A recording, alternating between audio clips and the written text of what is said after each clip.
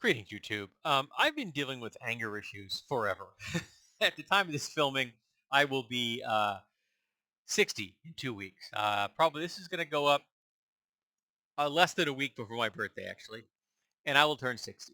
And I've been dealing with anger issues for the entire time that I can remember for my whole life. Now, part of that is because I lack some of the architecture in my head that other folks have. I'm autistic, so I see the world through a different light. And I also happen to have been raised in an abusive household. I suffer from general anxiety disorder. I have depression, PTSD. I have a attention deficit issues, some executive dysfunction issues, as well as being autistic. So I've got a full hand when it comes to that kind of thing. But I've been trying to deal with my anger issues, and I've come to the conclusion that the things that trigger my anger, is just that. It's a trigger. It is beyond my control. I will never be able to stop the anger being tripped. That's going to happen, particularly when it involves injustice. It just, whether it's personal or on a larger scale, it just flicks that switch in a nanosecond. That is so fast. There's no way for me to interpose anything between that and that in stimuli and then the action, the emotional state of being angry. Between there's no way, there's no space in there. They're like this. Okay, so knowing I can't do that, I need to then move on to a new strategy. I don't want to remain angry.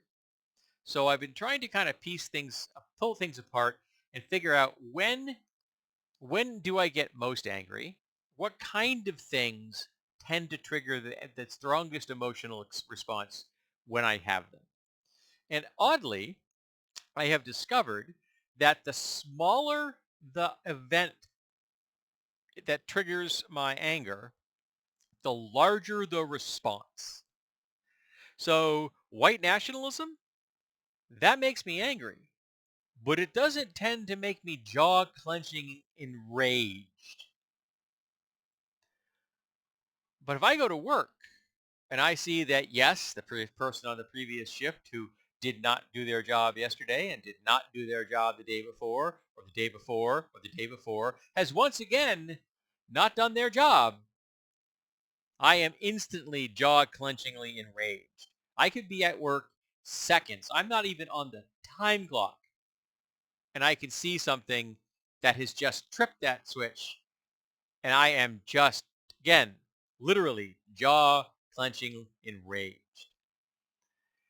The other day, I tried to open something at work. It's a Ziploc bag that had little dots in it. It was like temperature dots. And I couldn't open it. I just couldn't get it open.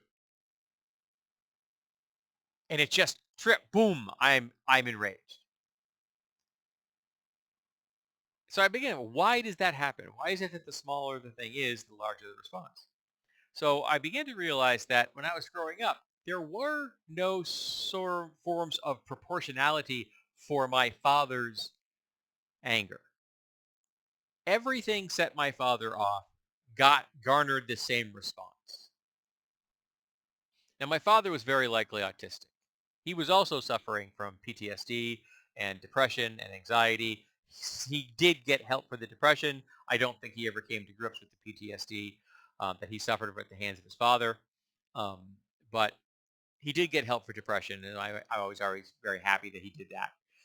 But he never diagnosed as being autistic. But now that I see the traits that mark me as autistic, um, yeah, there was a time in his life he was a voracious reader. There was a time in his life where after every single book he read, he would write a synopsis on a 3x5 index card and then keep them filed.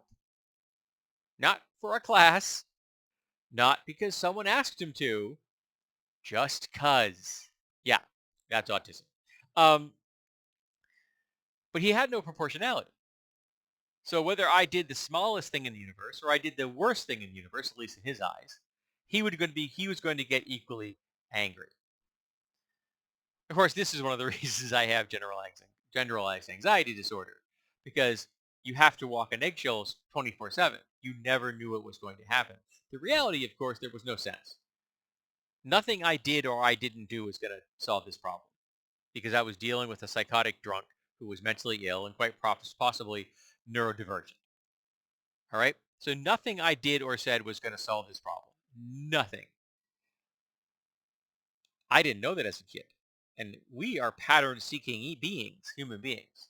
So I'm trying to find the patterns that help me understand what it is that is going on around me, because I sure as shit didn't have anybody helping me. My mother was a passive aggressive enabler of my father, and at best she was a fellow prisoner, and at worst she would abandon me every single time he came home. See, he would go away on business trips, and when he was gone, my mother and I were the bestest friends in the world. And then he would come home and she would disappear. Not physically, but she would disappear. She would hunker down inside her head so she could survive, and abandon me again and again and again. That'll have an effect on a kid. Take my word for it. So I grew up having no sense of proportional response to stimuli. Whether it's, the tiniest thing or the biggest thing, he would get just as angry. And I've kind of warped that over time to come to understand, because I've come to understand how complex the world is. And the bigger the issue is, the more diffused the anger is, because I understand how many moving parts there are. Yes, I want to dismantle white nationalism. That's a really tall order.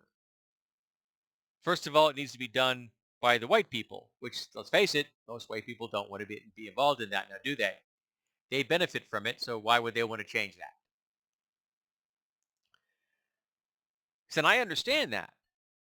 But the little envelope that won't open, that's right in front of me. That's a me thing. That's this thing that is normally it functions perfectly is now not functioning perfectly. Why? And then snap. So again, I can't stop the trigger.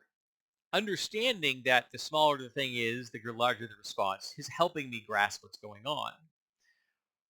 But I need to do some emotional regulation. And that is where I'm at now. I've come to frame it. I know I need to learn how to emotionally regulate. And I haven't gotten any further than I need to emotionally regulate. So it's taken me a long time to get to this stage, so I'm cutting myself some slack. But I still need to know where I go from here. And I'm still working on it. My therapist and I haven't tackled that yet. We probably will at some point in the future. I need to perseverate upon it some more. As my therapist has often told me, I bring 4 months worth of stuff to the sessions, because I bring copious notes and I bring a lot of information, and I've been running things through my head, and I put the effort in a way that a lot of clients sadly don't. Some clients only work on their problems when they're in the session. That doesn't work well. And some clients expect the therapist to solve the problem for them.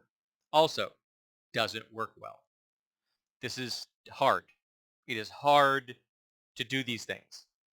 But if you don't do the work, if you don't try, checking something. You don't try, it's never going to happen, ever.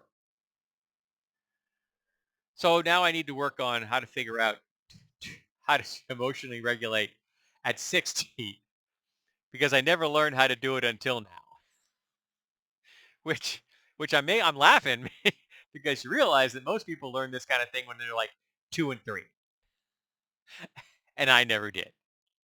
So if anyone out there has any structural, useful advice for how to be better at emotionally regulating, particularly if you're doing it for someone who's 60,